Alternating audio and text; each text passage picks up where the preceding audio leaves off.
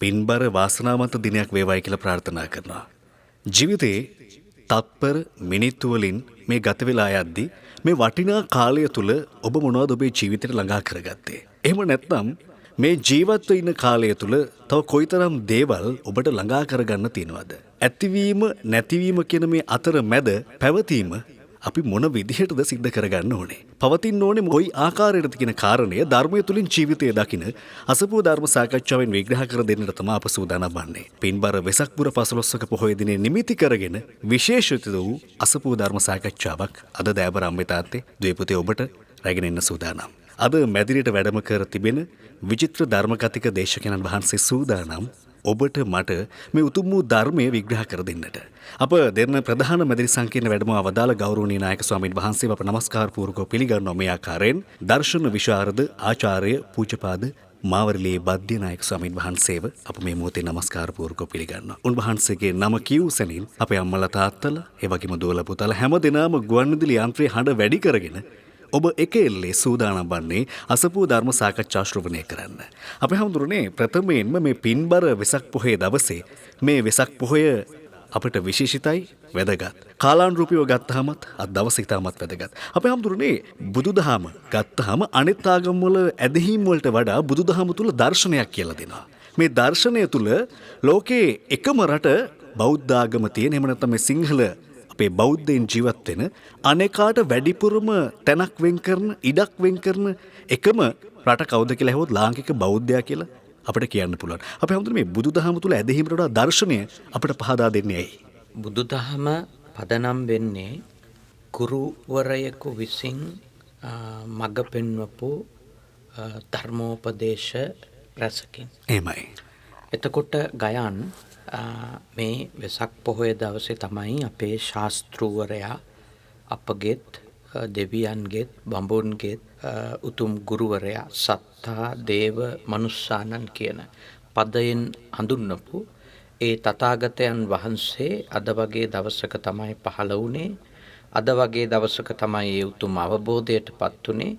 ඒ වගේම අද වගේ උතුම් වෙසක් පොහොය දවසක තමයි උන්වහන්සේගේ ජීවිත කාලය නිමා කරලා පරිනිර්වාණ ධර්මයට පිරිනිවනට පත් උනේ කියලා අපේ ශාසන වංශ කතාවේ සඳහන් වෙනවා.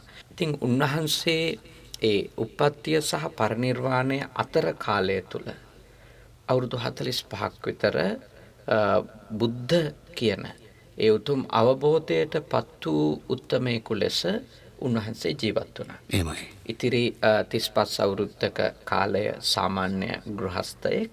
නමුත් ඊට පසුව 45 වසක කාලයක් උන්වහන්සේගේ මනස සාමාන්‍ය මිනිසෙකුගේ මනස ඉක්මවපු උදාහර පිරිසිදු කරපු, පුහුණු කරපු, වඩපු, හික්මවපු, අවබෝධයට පත් කරපු මනසක් සහිතව තමයි උන්වහන්සේ ජීවත් වුණේ.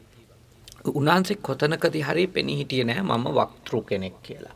ප්‍රොෆෙට් කෙනෙක් ලෙස උන්වහන්සේ පෙනී හිටියේ නැහැ. උන්වහන්සේ කාගේවත් මැසෙන්ජර් කෙනෙක් විදියට, පණිවුඩ කරුවෙක් විදියට පෙනී සිටියෙත් නැහැ. උන්වහන්සේ සඳහන් කළා මම මෙන්න මේ මාර්ගය අනුගමනය කරද්දී මට මෙන්න මේ විදිහේ අවබෝධයක් ලැබුණා.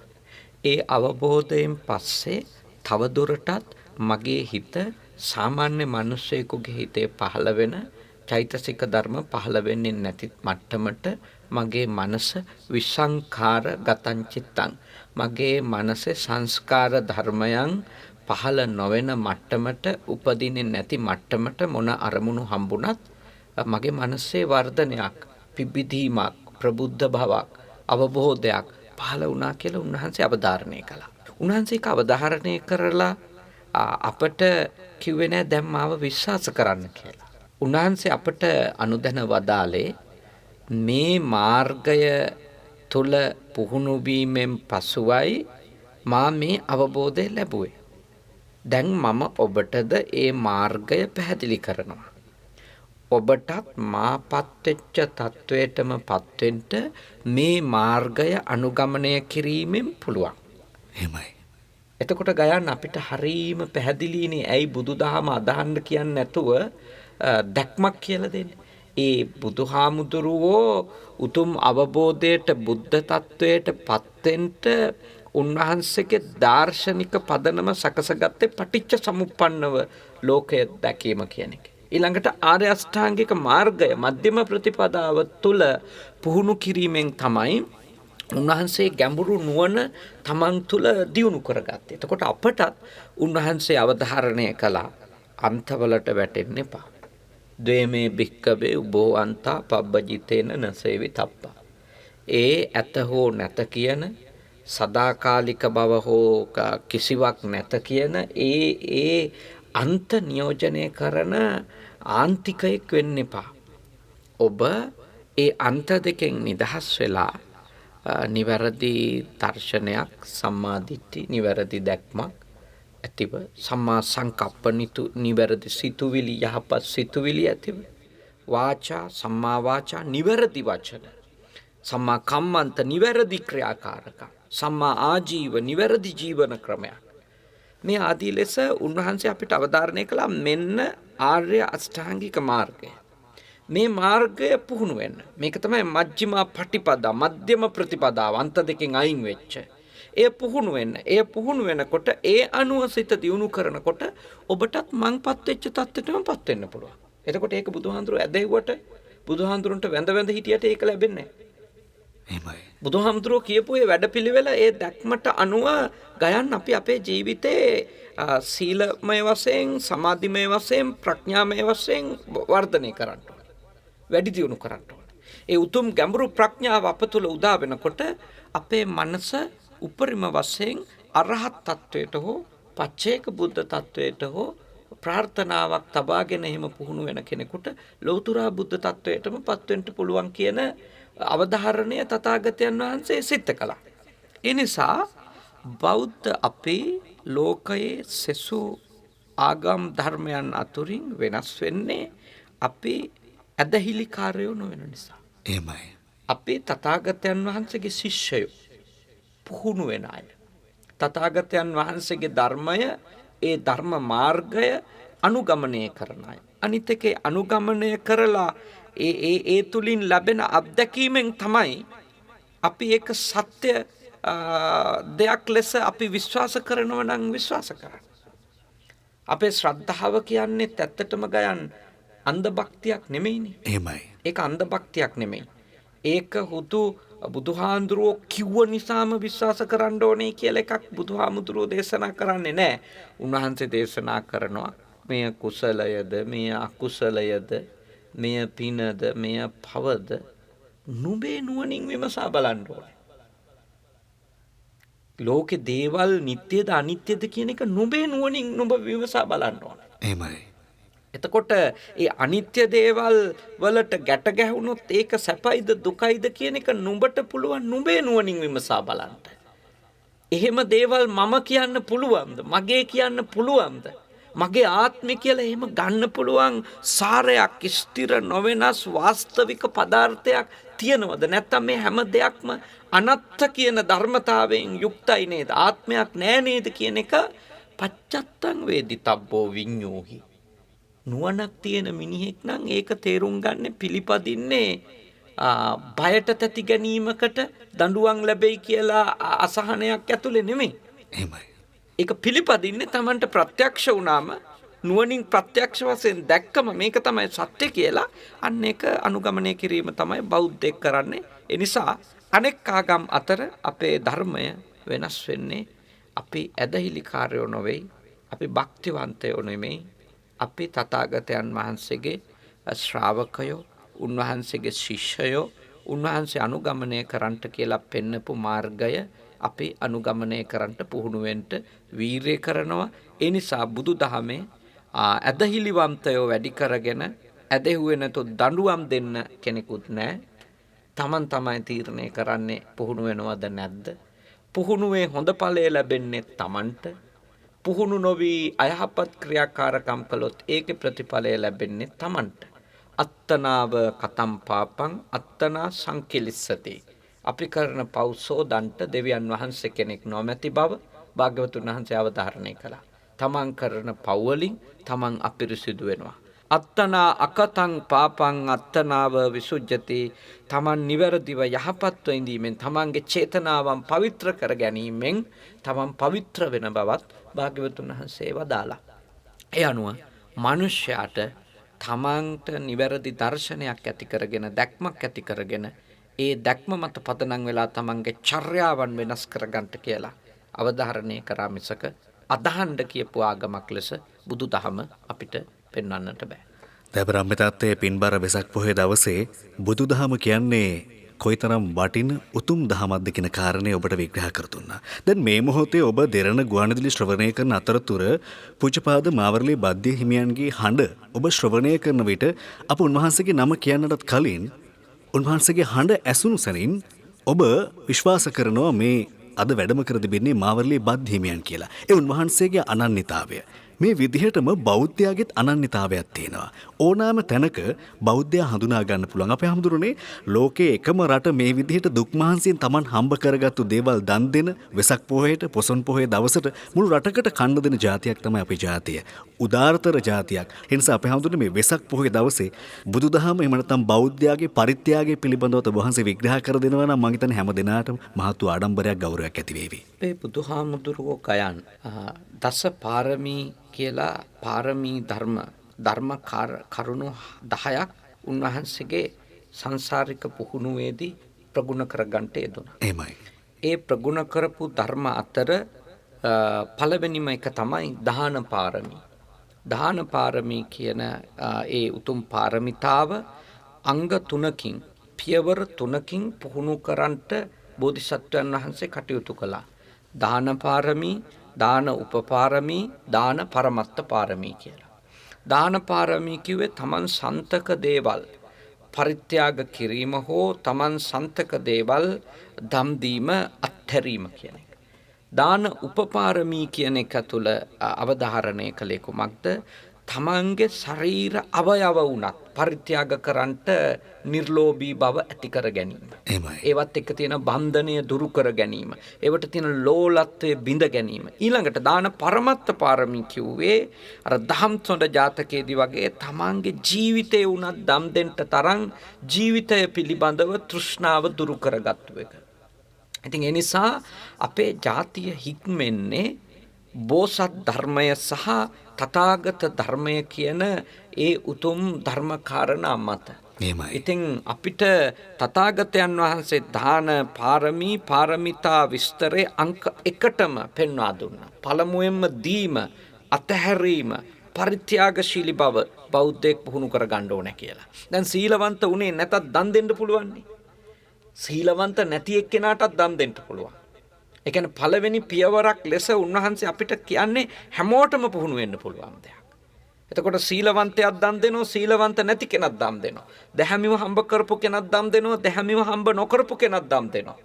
දැන් දෙවෙනි කාරණයක් තමයි සීල. දැන් අර ත්‍රිවිධ පුණ්‍ය ක්‍රියාවල බලන්න පළමුවෙන් දාන, දෙවෙනියට සීල, තුන්වෙනියට භාවනා. දැන් බලන්න මිනිස්සෙකුට පුහුණු වෙන්න පුළුවන් සරලම තැනින් පටන් ගන්න කියලා තථාගතයන් වහන්සේ අපිට දේශනා කරලා තියෙන එතන. ත්‍රිවිධ පුණ්‍යක්‍රියා පුහුණු වෙනකොට කෙනෙකු පළවෙනියෙන් බරපතල ලෙස කෙලෙස් යටපත් කර ගැනීමකින් නෙමෙයි දම් දෙන්නේ. සාමාන්‍ය කෙලෙස් ප්‍රහාණයකින්. ඊළඟට සීලයට එනකොට තව ටිකක් කෙලෙස් ප්‍රහාණ වීමක් කරගන්න.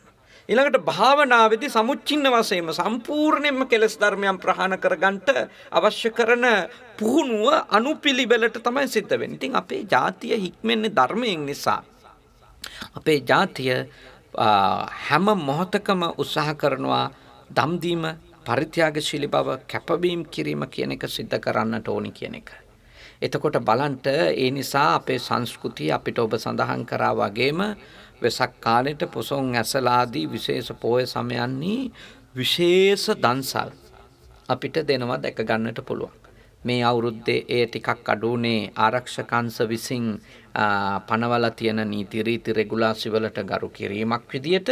මොකද අනාරක්ෂිත තත්වයක ලංකා සමාජයේ ජීවත් වෙන නිසා අධික ලෙස ජනගහනය පෙළ ගැහෙන එක හෝ එක්රැස් වෙන එක අනාරක්ෂිත ස්ථානවල ඒක ටිකක් අනතුරුදායී වෙන්න පුළුවන් කියලා හිතලයි මෙවර දන්සල් යම් ප්‍රමාණයකට හෝ අඩු වුණා නම් අඩු වුණේ. නමුත් දන් දීම කියන එක බෞද්ධයෝ දිනපතා ජීවිතේ පුහුණු වෙන එකක්. එහෙමයි. අපි පුංචි කාලේ ගයන් මතකයි අපේ අත්තම්මා එහෙම අපිට කියනවා බත් ටික කන්න කලින් පුතේ ගුලියක් හදලා පැත්තකින් තියාම් පිඟානේ පැත්තකින් තියාම් කියලා. ඒ මොකද හේතුව අපි කෑම කාලා ඉවර වෙනකොට ඒ බත් ගුලිය අපි සතෙකුට දෙන්න ඕනේ. එහෙම උදාර පුරුදු අපිට තිබිච්ච જાතියක්. මොකද අපේ හාමුදුරුවන්ලට තියෙනවා දිනචරියාව කියලා පුහුණුවක් සාමණේර බණ දහම් පොතේ. ඒකේ කියනවා අපූර්ව වැකියක්. සිඟාගත් දෙයින් බත් සරලුවක්වත් දන් දීලා. අන්න භික්ෂුව සිඟාගත් දෙයින් පිණ්ඩපාතේ කරගෙන ආපු දානේ කොටසෙන් ගයන් බත් සරලුවක්වත් බත් මිටක්වත් තව හාමුදුරු කෙනෙකුට දම් දෙන්න ඕනේ. එහෙමයි. ඊට පස්සේ තමයි තමන් වළඳින්න ඕන. දැන් ඒක බලන් හිටියා බෞද්ධයෝ. හාමුදුරුවරු දානේ වළඳන්න කලින් හිස් භාජනයකට හිස් පිඟානකට බත් මිට බැගින් ව්‍යංජනත් එක්ක එකතු කරලා දානවා. ඒක පසුව වැඩිහිටියෙක් අරන් ගිහිල්ලා සතෙකුට සීපාවෙකුට කන්න දෙනවා. දැන් එහෙම තමයි අපේ ජාතිය මේ පරිත්‍යාගශීලී බව කියන එක වෙසක් පොසොන් වලට විතරක් තිබිච්ච එකක් නෙමෙයි. අපේ ජාතියට පරිත්‍යාගශීලී බව දීම කියන එක අපේ දැන් ඇත්තටම ඒක ඥාන. සිංහල බෞද්ධයෙක් නම් ඒ මනුස්සයා කොතන හිටියත් කන්න දෙන්න කැමති අනිත් අයට. මේ ලංකාවේ නෙමෙයි මේ ඇමරිකාවේ හිටියත් කාට හරි කන්න දෙන්න කැමති. එහෙමයි. ඒක තමයි ඇත්ත.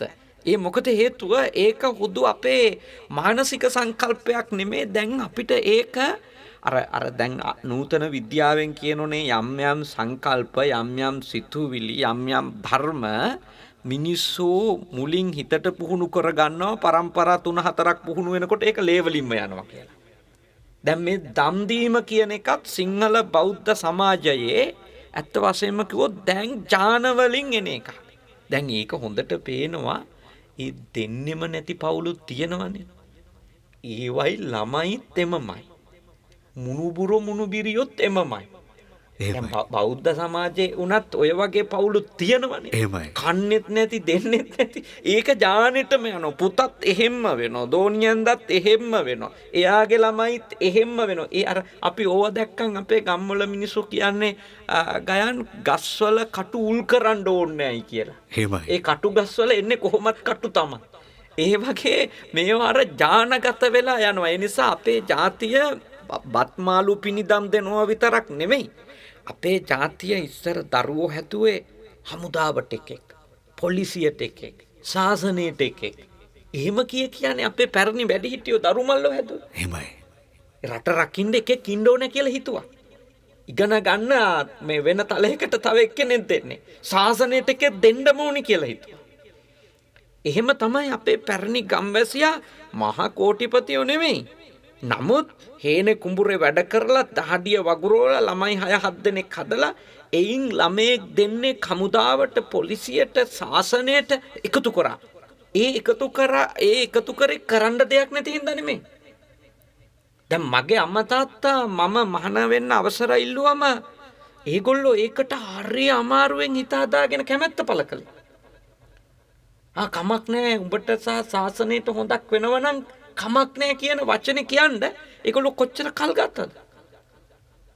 මං ඉල්ලපු ගමන් මහාන වෙන්න ඕනි කියපු ගමන් කිව්වේ නැහැ. මට කිව්වේ නැහැ ගිහින් මහාන වෙන්නේ කියලා. මම මහාන වීමට කැමැත්ත පළ කළේ හොරෙන් ගෙදරට. එතකොට ගයන් එතකොට ශාසනය වෙනුවෙන් තමන්ගේ දරුවෙක් දෙන එක. හමුදාව වෙනුවෙන් තමන්ගේ දරුවෙක් දෙන එක. දන්නවා එතනින් පස්සේ පුද්ගලික ගනුදෙනුව ඉවර වෙනවා කියලා.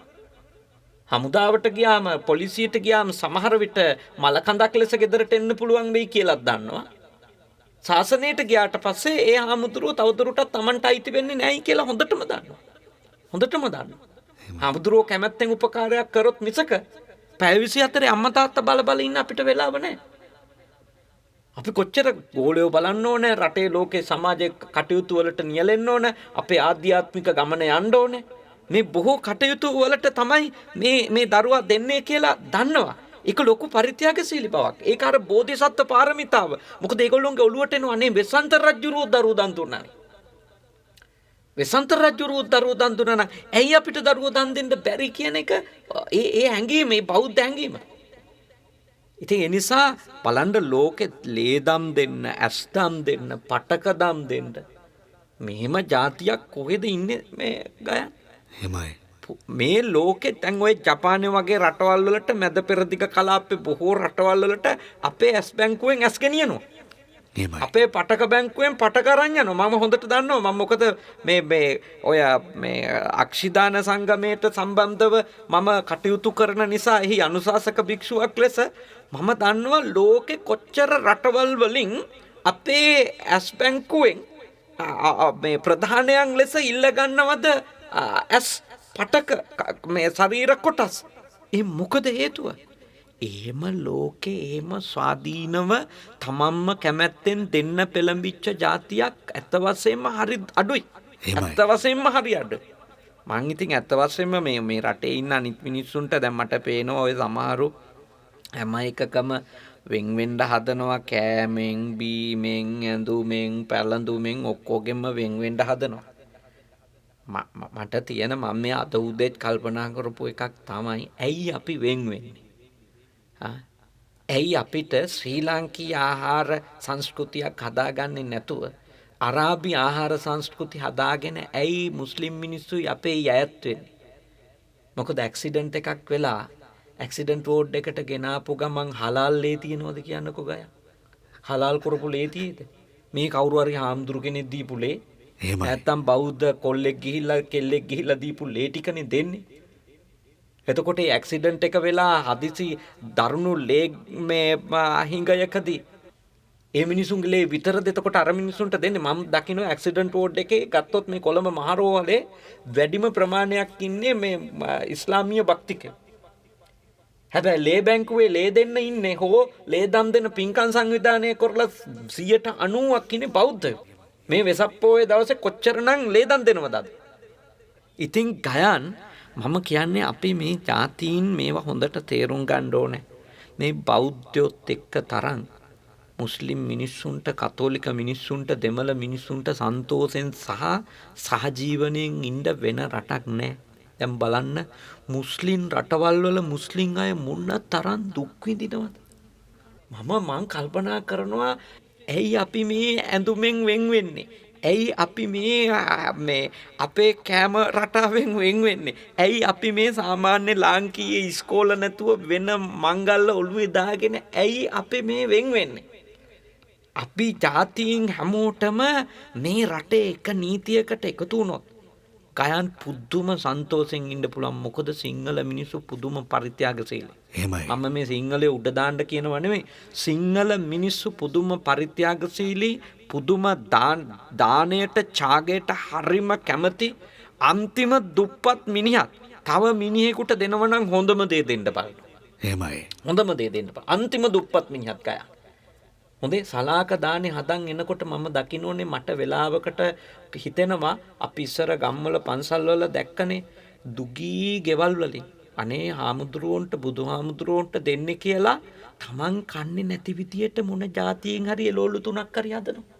එහෙමයි. ආගන්තුකේ කාපු දවසට තමන්ට කන්න නැතත් ආගන්තුකයට දෙනවා. හොන්දට දෙනවා. ඒ නිසා අපේ ජාතිය ලෝකෙටම ආදර්ශයක් දෙන ජාතියක්.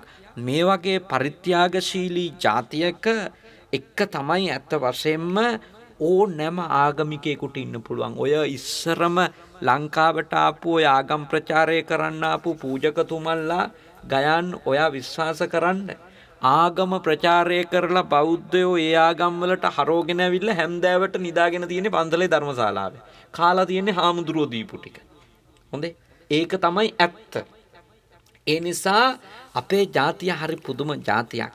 හැබැයි මේක තේරුම් ගන්නට සමත් නොවීමේ ප්‍රතිඵලය තමයි අද අපේ ජාතියේ මිනිස්සු අතරිනුත් යම්කිසි කේන්ති සහගත බවක් උපදින්ට හේතු වෙලා තියෙන. අපි හැම මොහොතකම අපේ බෞද්ධයන්ට කියන්නේ අපේ ක්වොලිටි එක නැති කරගන්න එපා. අපේ බෞද්ධයින්ට තිබුණ ක්වොලිටිය අපි පරිත්‍යාගශීලීව කැපවීම කරමින් නුවණින් අපේ ප්‍රශ්න වලට උත්තර හොයපු જાතියක්. මොකද අපේ ධර්මේ පතුරවන්න කවදාවත් අනිත් මිනිහට අපේ ධර්මයේ ඒත්තු ගන්නන්න එක බෙල්ලක්වත් කපලා නැහැනේ. බුද්ධ ආගම පිළිගනින් කියලා. එහෙමයි.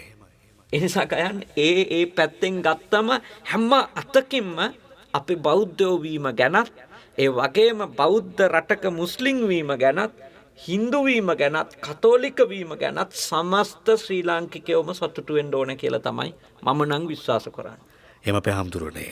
අද පින්බර වෙසක් පොහොය දවසේ අපේ ආදරණීය අම්මලා තාත්තලා වෙනදනම් ඔබ ආගමානුකූලව බුද්ධාලම්බන ප්‍රීතියෙන් යුක්තව සෑම මන්මාවතක්ම සරසලා ඔබ මේ වෙසක් පොහොය විවිධ ආගමික වතාවක් සිද්ධ කරන නමුත් මේ තරම් දන් දෙන රටක මේ තරම් දන් දෙන ඔබ අද පුංචි දුකක් හිතනවා වෙන්නත් පුළුවන්. නමුත් ඒ දුක මගහැරෙනවා. අද මේ විදිහට පූජ්‍ය මාවරලී බද්දිහිමියන් ඔබට මේ දහම පිළිබඳව විග්‍රහ කර දෙන කරුණු කාරණාත් එක්ක අපේ හැමතුරුනේ ඒත් එක්කම තව චෝදනාවක් තියෙනවා මේ සමාජයේ සරල නිදසුනක්. ඒ තමයි සිංහල කඩේකට ගියපුවාම අපේ අය මෙහෙම කතා කරන්නේ යටහත් පහත් වෙන්නේ නැහැ කියලා. මුදල ඉදිරියේ යටහත් පහත් වෙන්නේ නැහැ. බෞද්ධයා කියන්නේ හරි පෞරුෂවත් කෙනෙක් නේද අපේ හැමතුරුනේ. මේක අතීත සමාජය දන්නේ නේද අපේ හැමතුරුනේ එන්නේ.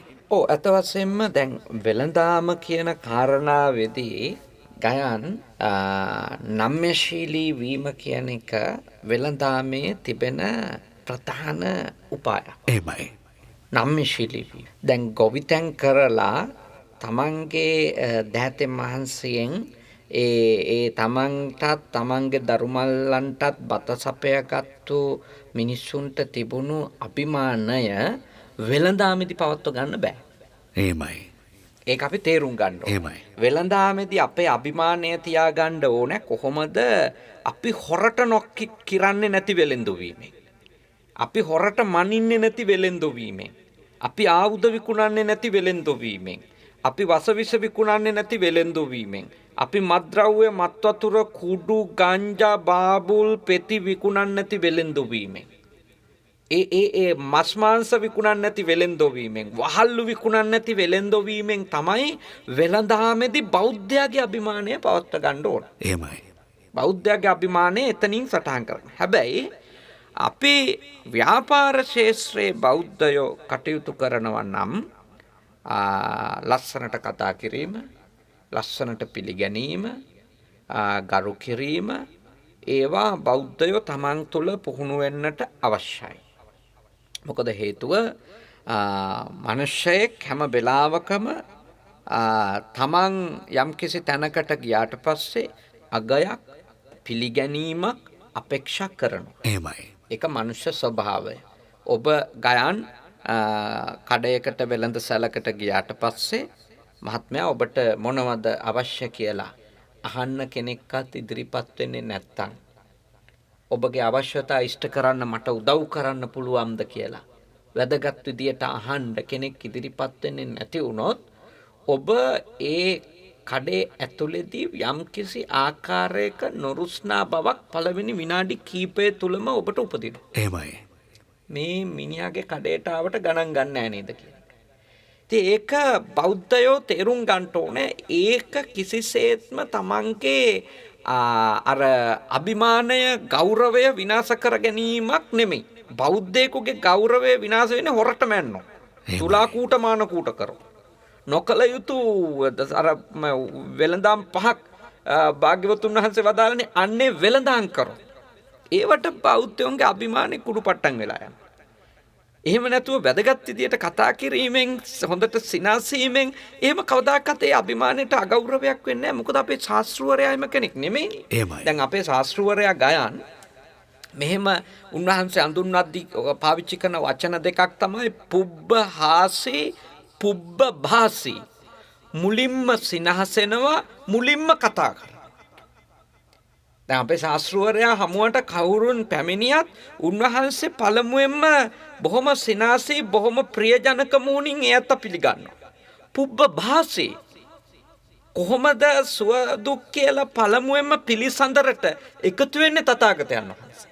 මුලින්ම කතා කරනවා. ඉතින් බෞද්ධ අපේ තථාගතයන් වහන්සේ වැඩ කරපු විදියට වැඩ කරාම හරි. අපේ අභිමානය රැකෙන්නේ නිවැරදිකම ඇතුලේ. එහෙමයි. එහෙම නැතුව මූණ පුම්බන් ඉඳීම ඇතුලේ නෙමෙයි. hina novi ඉඳීම ඇතුලේ නෙමෙයි. අපි ඒක ඇතුලේ කියන්නේ අපි මේ නිවටය වෙනවා කියලා නෑ. වැරදි එකට අපි වැරදි කියනවා. හරි එකට අපි හරි කියනවා. කොච්චර හිත රිදුනත් වැරදි එකට බුදුහාමුදුරුවෝ කවදාවත් හරි කිව්වේ නෑනේ. එහෙමයි. කවදාක ගයන් හරි කිව්වේ නෑ. වැරදි එකට වැරදි. හරි එකට හරි. ඉතින් බෞද්ධ අයට මම යෝජනා කරනවා ඔබට ව්‍යාපාරික ශේත්‍රයේ ඉදිරියට යන්න නම් ඔබට මේ කාලුත් ඇත්ත වශයෙන්ම බෞද්ධයින්ට ව්‍යාපාරය කියන එක එච්චර සමීපම එකක් නෙවෙයි මේ ගොවිතැන වගේ. මේ ව්‍යාපාර ශේත්‍රයේ බෞද්ධ යම් ප්‍රමාණයක් හිටියා නෑයි කියන්න බෑ. උදාහරණයක් විදිහට ගත්තොත් පැරණි සේදමාවතේ හැම රටකම බුදුදහම ස්ථාපිත කරන්න කටයුතු කළේ ගැල් වලින් කරත්ත වලින් වෙළඳාමේ ගියපු නැව් වලින් වෙළඳාමේ ගියපු බෞද්ධ ව්‍යාපාරිකයෝ හරහා.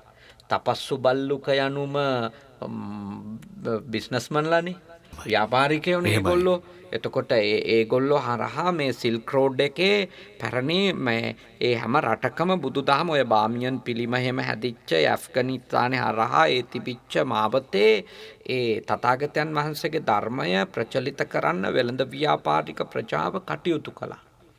එක යුගයක් ඇත්ත වශයෙන්ම ගත්තොත් මේ වෙළඳ ව්‍යාපාරිකයින්ගේම ධර්මය ලෙස තථාගතයන් වහන්සේගේ ධර්මය බොහෝම ජනප්‍රිය වුණා. දැන් බලන්න විශාකා කියන්නේ මේ ඒ වෙළඳ පවුලක කෙනෙක්නේ.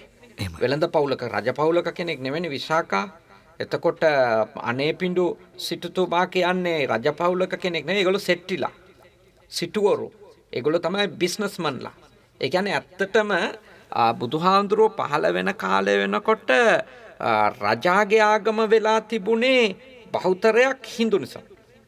එතකොට බුදුහාමුදුරුවෝ පහළවීමෙන් පස්සේ මේ නැවුම් දර්ශනය බොහොම ආකර්ශනීය වුණේ සිටුවරු වෙළඳ කුලකය තුල ජීවත් වෙච්ච අය තමයි මේ ධර්මය වැඩිම පෝෂණය කරන්නට ව්‍යාප්ත කරන්නට කටයුතු කරේ. අර මේ එක යුගයක තමයි තනිකරම මේ බෞද්ධයෝ මේ වෙළඳාම කියන එකෙන් අයින් වෙන්නේ. ඒකෙන් අයින් වෙලා ඒක වෙන පිරිසක් අතට ගමන් කරනවා. අපි අර හුදු ගොවිතැනක් කරගෙන බොහොම අහිංසකව ජීවත් වෙන පිරිසක් බවට කොහොම හරි මේ ලංකාවේදී එහෙම සිද්ධ වෙලා තියෙනවා. නමුත් ඉන්දියාවේ බුදුදහම වෙළෙන්දෝ හරහා පැතිරිච්ච එකක්. ඒ නිසා අපි තේරුම් ගන්න ඕන අපිට බිස්නස් කරන්න බෞද්ධයින්ට අදක්ෂකමක් නැහැ. මම බොහොම සන්තෝෂෙන් කියනවා. අපි සමහර ව්‍යාපාරිකයින්ගේ ව්‍යාපාරවලට එකඟ නැතත් මේ රටේ අදටත් පළවෙනි කෝටිපතියෝ 10 දෙනා ශ්‍රී ලාංකිකයෝ සිංහලයෝ. ඒ තමයි ඇත්ත. ඒගොල්ලොන්ගේ සමහර ව්‍යාපාරවලට බෞද්ධයෝ ලෙස අපි එකඟ නැහැ.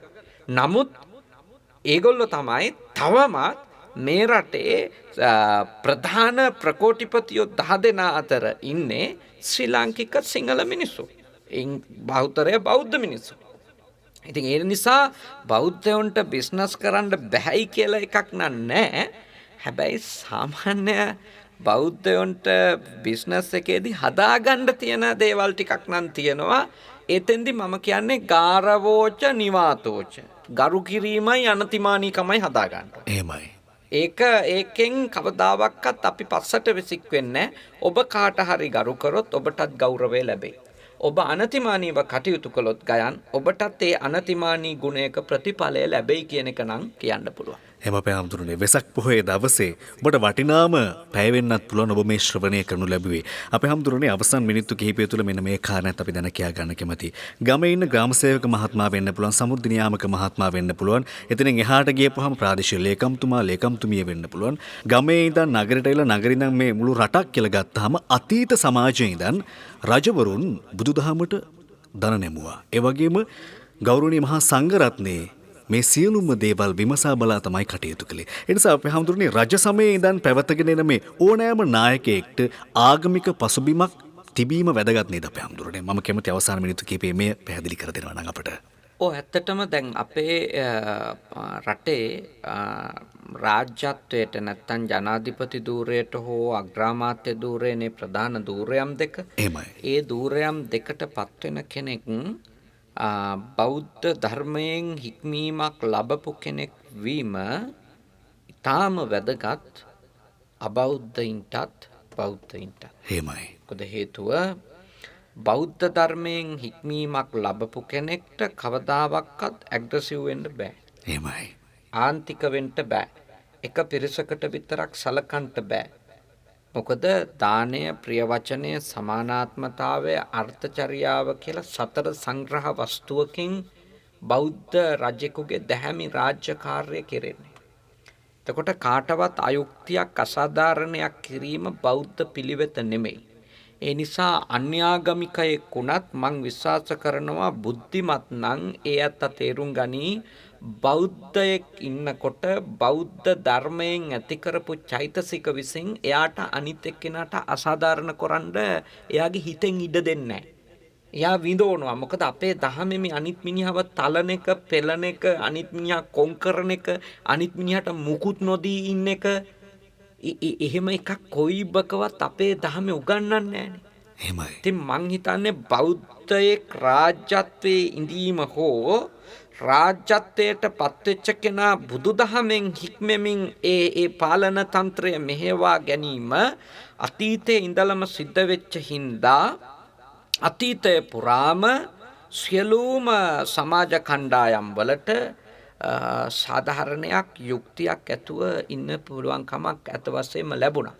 අදටත් මේ ධර්මය පිළිපදින මිනිස්සුන්ට මේ රටේ රාජ්‍යය පාලනය කරද්දී ඒ ධර්ම ප්‍රතිපත්ති මත පිහිටනවා නම් ඔය වෙලෙන්දන්ගේ ප්‍රතිපත්ති ජාත්‍යන්තර සංවිධානවල තියෙන එක උගුල් ටිකට අහු වෙලා රටේ තීන්දුව තීරණ ගන්න යන්නේ නැතුව භාග්‍යවතුන් වහන්සේගේ දේශනාව මත පදනම් වෙලා යනවා නම් මේ සියලු ජාතීන් සියලු ආගමිකයෝ මීට වඩා සන්තෝෂෙන් ඉන්නවා. මේ වෙලා තියෙන්නේ අද අපේ රටේ ගයන් කියන්න අකමැති මේ වගේ වෙසක් පොහේ දවසක මේවා මේ ද්වේෂයක් උපදවන්න හෝ ද්වේෂයක් උපදවාගෙන කියන දේවලුත් නෙමෙයි. එහෙමයි. මේවා ගැන තියෙන්නේ අපිට අනුකම්පාවක්. අද වෙලා තියෙන්නේ හාමුදුරුවොත් රවට්ටන, පූජකයාත් රවට්ටන, මෞලවිත් රවට්ටන පාලන ක්‍රමයක්නේ අපේ රටේ මේ සියලු පක්ෂවලින් පෙන්වුම් කරන්නේ. එහෙමයි. සියලු පක්ෂවල අය අපි ඔක්කොම අන්දන එක. එහෙමයි අපේ හාමුදුරනේ. එහෙමයි ගරුකාදිනල්තුමනි. අන්න ඒ වගේ දේවල් කියලා ඊට පස්සේදී වෙලෙන්දන්ගේ උපායන් එක්ක සහ අනෙක් ඒ බලවතුන් ලබා දෙන ඇජෙන්ඩාස්නි ක්‍රියාත්මක කරන්නේ. එහෙමයි. ඒ නිසා මේ වංචාව පාලකයෝ නවත්තන්න ඕනේ. දැන් අන්තිමට හැබැයි මේ වගේ වංචනික වැඩ කරන මිනිස්සු කරන පාලනයේදී සිද්ධ වෙන අසාධාරණකම් අනිත් ආගමිකයෝ හිතනවා බෞද්ධ පාලකයෝ අපිට කරන අසාධාරණ කියලා. මේගොල්ලොන්ට ඇති බෞද්ධකම නැහැ. බෞද්ධකමක් තියෙන මිනිහෙක් කවදාවත් බොරුව වංචාව තමන්ගේ ජීවිතේ කරගන්නේ නැහැ. එකක් කියලා තව එකක් කරන්නේ නැහැ. ඒ නිසා සියලු පක්ෂවල අයට මම කියන්නේ දැන් ඔබලා බෞද්ධයෝ විදියට තමයි පන්සල් ඇවිල්ලා අටපිරිකර පූජා කරලා බෝධි බදාගෙන වැඳලා ඊළඟට දලදා වැඳලා ඔය ඔක්කොම කරලා පෙන්නුවම රටේ මිනිස්සු හිතනවා මේ අපිව පාලනය කරන්නේ අපගේ අන දෙන්න බෞද්ධයෙක්. හැබැයි ඔය ටික බෞද්ධකම ලෙස ගත්තොත් ඔය ටික නෙවෙයි බෞද්ධකම කියන එක ධර්මයට අනුව ඔබ තේරුම් ගන්න. ඔබ ධර්මයට අනුව වැඩ කරනවා නම් ඔබ පංචශීල ප්‍රතිපත්තිය, සතර සංග්‍රහ වස්තුව, දසරාජ ධර්ම, දස සක්විතිවත් මේවා ගැන ඔබට අවධානයක් දැනුමක් තියෙන්න ඕනේ. සප්ත අපරිහානීය ධර්ම ඒවා හදවතින් පිළිගත්තු කෙනෙක් වෙන්න ඕනේ බෞද්ධ නායකයෙක් නම්. බෝන් බුද්දිස්ට්ලා හොයාගන්න එක එච්චර අමාරු වැඩක් නෙමෙයි. උපැන්නවල බොහොමත් බෞද්ධරයකගේ තියෙන බෞද්ධ කියලා. ඒ නිසා මම යෝජනා කරනවා මේ ධර්මයෙන් හික්මිලා රාජ්‍ය පාලනය කරන්නට. එතකොට අනික් ජාතීන් බෞද්ධයන්ට චෝදනා කරන එක නවතී. මොකද මේ බෞද්ධ නාමයෙන් ඉඳගෙන බටහිර හෝ මැද පෙරදිග හෝ සල්ලිවලට නටන කට්ටියක් පාලන කරමින් ඉන්නවා. ඉතින් අනිත් ජාතීන් අපිට බයිනවා මේ බෞද්ධයින්ගේ පාලකයෝ අපිට කරන හැටි කියලා. මට නම් මේගොල්ලෝ අපේ පාලකයෝ ලෙස දැනෙන්නේ නැහැ. මොකද මට ඒගොල්ලොන්ගේ ගාව බුද්ධ ධර්මෙ පේන්නේ. එහෙමයි. ඒ නිසා ඒක අපි හොඳට තේරුම් අරගෙන කටයුතු කරමු. අනිත් ආගමිකයන්ටත් කියන්නේ ඉතින් ඔබලාත් බෞද්ධ ධර්මයේ මත පදනම් වෙන්නේ කියන එක ඔය පාලකයින්ට කියන්න. අපිත් කියන්නේ ඒකම තමයි. එතකොට බෞද්ධ ධර්මයේ මත පදනම් වුණාම ඔබලත් සන්තෝෂෙන් ඉඳී, ඒ පාලකයොත් සන්තෝෂෙන් ඉඳී, අපිටත් සන්තෝෂෙන් ඉන්න පුළුවන් තත්වයක් බෞද්ධ භික්ෂූන් සහ බෞද්ධ ගිහියෝ විදියට අපි හැම දෙනාටමත් සතුටින් ඉන්න පුළුවන් තත්ත්වයක් ලෝකෙ රටේ උදා කර ගන්නට ලැබෙයි කියන එක අවසාන වශයෙන් ගයන් සිහිපත් කරන්නට කැමතියි. එම පැහැඳුරනේ. උදැස්සන කාලයේ සිට මේ දක්වාම ඔබ අසපු ධර්ම සාකච්ඡා ශ්‍රවණය කළා. මම ඔබට ආරම්භයේ සිහිපත් කළා ඔබ FM දෙරණ ගුවන් විදුලියේ එක එල්ලේම මේ හඬ වැඩි කරගෙන ඔබ පුරා පැයක් එක දිගට ශ්‍රවණය කරන් ඉන්නවා කියන කාරණය. එය මේ මොහොතේ සපත වෙනවා. මොකද ඔබ මේ මොහොත වන විටත් FM දෙරණ FM 92.2 92.4න් ඔබ එක එල්ලේ ශ්‍රවණය කරමින් හිටියේ මේ ධර්ම කරුණු කාරණා ප්‍රායෝගික ජීවිතයට ඉතාමත් වැදගත් වෙනවා. මේ වෙසක් පොහොය දිනය විදියට අද දවසේ ඔබ නිවසේ ඉඳන් ආගමානුකූලව ආගමික වතාවක් සිද්ධ කරන්න පුළුවන්. මේ විදියට ධර්ම දේශනා ධර්ම සාකච්ඡාවන් ශ්‍රවණය කරන්න පුළුවන්. ඒ විතරක් නෙමෙයි ජීවිතයේ අනිත්‍යතාව මෙනෙහි කරන්න ඔබට තියෙනවා. වෙසක් කූඩු එහෙම නැත්නම් පහන් කූඩු ඔබේ ආදරණීය දූ පුතත් එක්ක ආලෝකමත් කරන්න කියලා මතක් කරමින් අසපු ධර්ම සාකච්ඡාව අප මෙතකින් නිමා කරනවා. අපේ ගෞරවනීය නමස්කාරය මේ මොහොතේ ගෞරවනීය පුණ්‍යානුමෝදනාව සිද්ධ කරනවා. දර්ශන විශාරද ආචාර්ය පූජ්‍යපාද මාවර්ලී බද්දේ ස්වාමීන්ද්‍රයන් වහන්සේට. උන්වහන්සේ අද මේ මොහොත වන විට ලංකාවේ තියෙන සෑම ගුවන්විදුලි නාලිකාවක්ම පාහේ ඒ වගේම රූපවාහිනී නාලිකාවක්ම පාහේ මේ ධර්මය ඔබට විග්‍රහ කර දෙන්නටයි උන්වහන්සේලා උත්සාහ දරන්නේ. ලංකාවේ මෙවැනි විචිත්‍ර ධර්ම කතික දේශකයන්න් වහන්සේලා රැඳී සිටින අතුලොස්සක ප්‍රමාණයක් තිබුණු උන්වහන්සේලා තමයි මේ විදිහට රට පිළිබඳව ජාතිය පිළිබඳව හැඟීමක් ඇති කරන්නට උත්සාහ කරන්නේ. ඔබ හැමදිනාටම FM දෙන ශ්‍රවණය කරපු ඔබටත් අපේ ගෞරවනීය ස්තුතිය පුණ්‍යානුමෝදනාව සිද්ධ කරනවා. ඉතින් අද දවසේ අසපු ධර්ම සාකච්ඡාව මෙතකින් නිමා කරන නිෂ්පාදනාංශයේදී අපට දායකත්වය ලබා දුන්නු දිල්රුක්ෂි සිනවිරත්න මහත්මිය ඇතුළු FM දෙන නිෂ්පාදනාංශයටත් ඒ වගේම ලංකාවේ අංක 1 නාලිකාව විදිහට ඔබ තමයි මේ නාලිකාව පත් කරන්නේ. දෙරණ කියන්නේ ඔබේ නාලිකාව. ඔබේ නාලිකාවේ අප සේවය කරන්නේ. ඔබ හැමදිනාටමත් අපේ ගෞරවනීය ස්තුතිය. හැමදිනාටම තෙරුවන් සරණයි.